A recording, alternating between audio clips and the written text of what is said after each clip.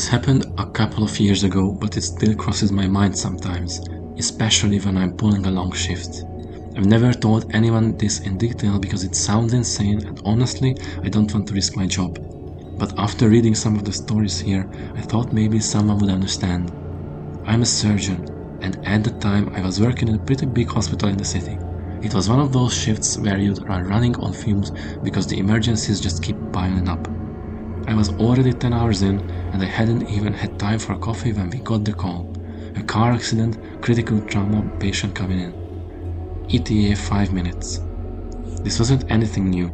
Car crashes are sadly pretty common. But when the paramedics wheeled him in, I knew this was bad. He was unresponsive, multiple fractures, internal bleeding. It was a miracle he even made it to hospital.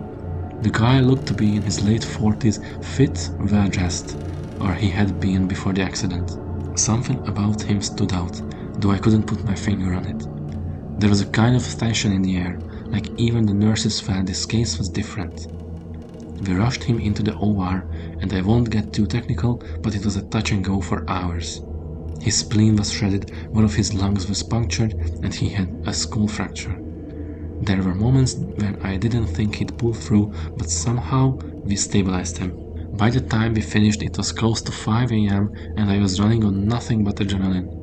I stepped out of the OR to find a small group of people waiting, no family, just these two men in suits who looked like they belonged in some government building, not a hospital. They didn't introduce themselves, just nodded at me when I told them the patient had survived. We moved him to the ICU for monitoring, and I thought that was the end of it. I was dead on my feet, but I couldn't sleep yet because I had another surgery coming up in a couple of hours. I grabbed a coffee and I decided to check on the patient before the next case. When I got to his room, the vibe was off. The lights were dimmed and the machines were quietly beeping, but something felt wrong. The guy was still unconscious, hooked up to all sorts of monitors, but I noticed his IV drip looked strange. The fluid wasn't the normal clear or pale yellow. It had this weird, faint greenish tint. At first I thought it might be a new medication or something, but I couldn't remember ordering anything unusual. I double-checked his chart and there was nothing about a green infusion. I called the nurse over and she seemed confused too. She replaced the bag with a new one and they set the strange bag aside to investigate later. I figured maybe it was manufacturing defect, though I'd never seen anything like it. As I was leaving the room, I swear I saw movement in the corner of my eye, like a shadow darting across the hallway. I turned to look, but there was nothing there. At this point, I'd been awake for over 20 hours, so I blamed it on exhaustion and I didn't think much of it. The next few hours were uneventful. I got through my second surgery and finally went to the on-call room to crash for a bit. When I woke up, it was a late afternoon and I went to check on the patient again. That's when things got weird. The first thing I noticed was that one of the men in suits was sitting in the corner of the room, just staring at the patient. He didn't acknowledge me when I walked in, which was strange because most visitors at least ask for an update. I checked the monitor and the chart and everything looked stable. The patient was still unconscious, but his vitals were improving. As I was leaving, the man in the suit stood up and said, "You did good work, doctor." I mumbled something like, "Just doing my job," and walked out, but his tone stuck with me. It wasn't gratitude, it was more like approval, like I'd passed some kind of test. Later that evening, one of the nurses pulled me aside. She looked nervous, which isn't like her. She's one of those no-nonsense types who's seen it all. She told me she'd gone to check on the patient earlier and found a syringe in the trash can that didn't belong there. It wasn't hospital issued and it was empty. We both got this sinking feeling that someone had tried to mess with the IV. I told her to report it, but she hesitated and said, "I don't want to get involved in whatever this is." That freaked me out even more because she's usually so by the book. I decided to keep a close eye on the patient myself. I stayed up late, checking in on him every couple of hours. Around midnight, I was sitting in the nurse's station when I noticed something on the security monitor. The camera outside the patient's room showed a figure standing just outside the door. It was blurry, could have been a trick of the light, but it looked like they were holding something, maybe a phone or a device. I got up and rushed to the room, but by the time I got there, the hallway was empty. I checked on the patient again, and that's when I saw it. His IV had been switched back to the greenish fluid. I felt a chill run down my spine because I knew for a fact that wasn't from our stock. Someone had done this while I was watching the cameras. I replaced the bag myself and kept the green one as evidence. I wanted to call security, but something told me this wasn't a normal situation. Instead, I locked the door to the patient's room and stayed there until morning. The next day, the patient finally regained consciousness. He was groggy but stable. I asked him if he remembered anything about the accident, and his eyes widened. He grabbed my arm and whispered, "They tried to kill me." I asked who they were, but he just shook his head and said, "You don't want to know." Before I could press him further, one of the men in suits walked in and told me they'd be transferring the patient to another facility. He handed me a stack of papers to sign and thanked me for my care, but it was clear the conversation was over. I never saw that patient again, and no one ever followed up about the green fluid or the syringe. I asked around, but no one knew where he'd been transferred, and the man in suits never left any contact information. To this day, I don't know what really happened. Was he some kind of government official? A whistleblower? I have no idea. All I know is that someone wanted him dead, and for some reason, they didn't want me to know why. Sometimes I wonder if I should have pushed harder for answers, but honestly, I'm glad I didn't. Whatever I stumbled into that night, it wasn't meant for me. And if I ever sing the green fluid again, I'll know to keep my mouth shut.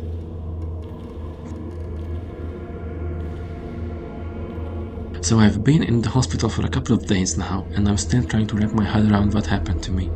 I don't know if this is something I should be sharing, but maybe it will stop someone else from making the same mistake.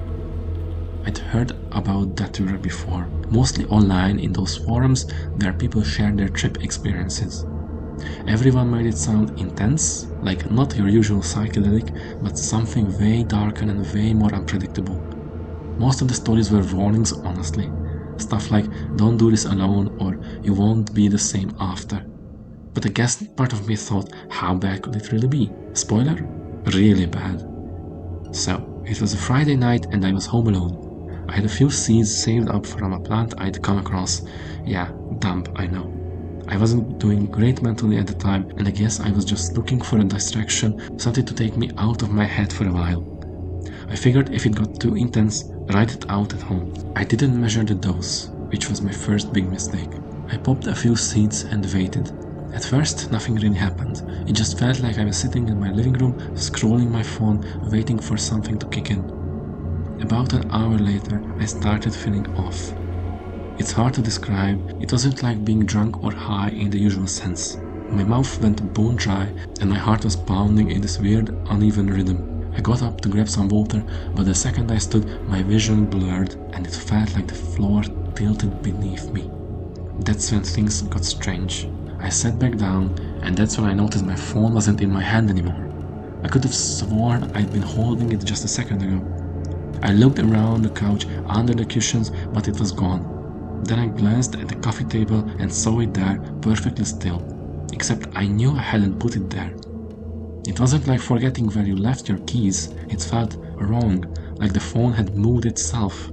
My brain kept telling me something was off, but I couldn't quite put my finger on it. That was just the start. Over the next hour, I think, time was completely warped. Everything in my apartment felt like it had a mind of its own. I'd look at the chair and I'd swear it shifted slightly, like it repositioning itself when I wasn't looking. Shadows in the corners of the room stretched and flickered even though the lights weren't moving. At some point, I saw a man sitting in the chair across from me. He was just there, as if he'd always been there.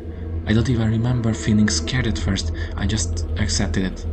He didn't say anything, didn't move, just sat there staring at me. I tried to talk to him. I don't even remember what I said, but I remember his response, or the lack of it. He didn't speak, didn't blink, didn't react. He just melted away. I wish I could explain that better, but there's no way to make it make sense. 1 second, he was sitting there, solid as you or me. The next, he just sort of dripped away, like paint running down a canvas. And the worst part, it didn't even seem weird to me at the time. The night went on like that. Figures appearing and disappearing, objects showing up where they shouldn't be, time skipping like a scratched record. I was completely detached from reality, but somewhere in the back of my mind, I knew I needed help. Apparently, I must have called 911 at some point. I don't remember doing it, but the next thing I knew, I was being strapped to a stretcher. I think the EMTs were talking to me, but their words were all jumbled like someone was hitting fast forward and rewind on their voices. When I got to the hospital, things got even worse. They put me in a room and hooked me up to an IV, probably to flush the datura out of my system. I was still hallucinating hard at this point, but now the visions were darker. I kept seeing these shadowy figures in the corners of the room, tall, spindly shapes that seemed to stretch up to the ceiling. The worst part was that I could feel them watching me. Even when I closed my eyes, I could sense them there, leaning over me, their breath hot against my skin. At one point, I tried to get out of bed, but the nurses had restrained me. I freaked out, convinced they were trying to hurt me. I remember screaming at them to let go, but my voice didn't even sound like mine. It was distorted, low, almost animalistic. I don't know how long this went on. Hours, days, time didn't exist for me anymore. I kept slipping in and out of consciousness, but every time I woke up, the hallucinations were waiting for me. One of the nurses told me later that I kept talking to people who weren't there. She said I'd stare at the wall for minutes at a time, nodding and laughing like I was in the middle of a conversation. At some point, I must have passed out for real, because the next thing I remember is waking up in the hospital bed with my head pounding. The hallucinations had finally stopped, but I felt like I'd been hit by a truck. The doctor came in and told me I was lucky to be alive. Apparently, my heart rate had skipped dangerously high and they'd had to monitor me closely to make sure I didn't go into cardiac arrest. He gave me the whole "this is why you don't mess with datura" speech, but I didn't need convincing. I was already terrified of what I had seen. Even now, days later, I can't shake the feeling that something stayed with me. Every once in a while, I'll catch movement of the corner of my eye, like a shadow darting across the room. I tell myself it's just paranoia, but part of me wonders if it's something more. I don't know if I'll ever fully recover from this. I don't mean physically. I'm fine now, at least on the outside, but mentally, it's like I've got this scar that won't heal. If you're thinking about trying datura, please don't. It's not worth it. I thought I could handle it, and I was dead wrong.